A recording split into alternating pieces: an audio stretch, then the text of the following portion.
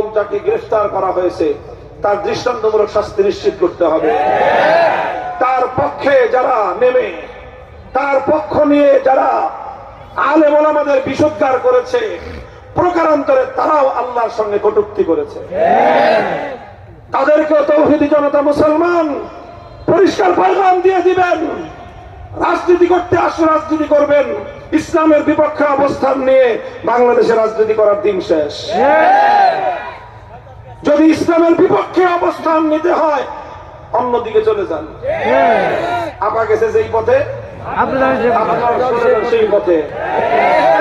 সীমান্ত পাড়ি দিতে না পারলে বললেন আমরা যে গ্রামে রাখতে সীমান্ত পাড়ি করে এই দেশে থেকে ইসলামের বিরুদ্ধে বিষোদ্গার করে আল্লাহর সম্মানের উপর আঘাত করার ব্যাপারে নমনীয়তা, নীরবতা অবলম্বন করে মুসলমানদের দেশে আগামীতে রাজনীতি করা যাবে না ইনশাআল্লাহ। ফাঁসি ফাঁসি ফাঁসি চাই, আবুলের বই গেলে আবুল সরকারের আস্তানা।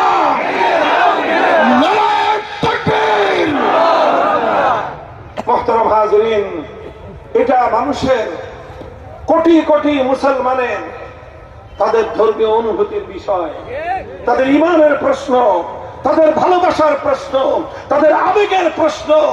আল্লাহকে গালি দেওয়া মানে কোটি কোটি ইমানদারের হৃদয়কে টুকরো টুকরো করে দেওয়া, তাদের কলিজাকে ছিন্ন ছিন্ন করে রক্তে রঞ্জিত করে দেওয়া।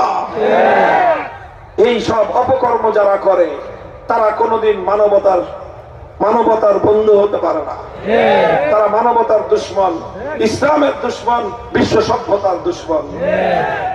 কাজেই আমাদের পরিষ্কার পয়গাম, আমি প্রশাসনকে সবচেয়ে বেশি সতর্ক করতে চাই। এইভাবে এই প্রশ্ন নিয়ে, এই প্রসঙ্গ স্পর্শকাতর প্রসঙ্গ, মনে রাখবেন এই প্রসঙ্গ যখন আসবে আমাদের পক্ষে নমনীয় থাকা কোনোভাবেই সম্ভব হবে না। এই জন্য আপনারা যদি বাড়াবাড়ি করেন, অযথাই যদি এটা নিয়ে খোঁচাখুচি করেন, পরিস্থিতি যেখানে গিয়ে পৌঁছবে সামাল দেওয়ার হিম্মত আপনাদের হবে। কাজে আবুলের বিপক্ষে যারা কথা বলেছে, আবুল বাউলের বিপক্ষে যারা শাস্তির দাবি করেছে, যারা তার এই আল্লাহকে কটূক্তি করার বিরুদ্ধে প্রতিবাদ করেছে, তারা তাদের ঈমানে দায়িত্ব পালন করেছে। বাংলাদেশে বসবাস করে একজন ঈমানদার ঈমানি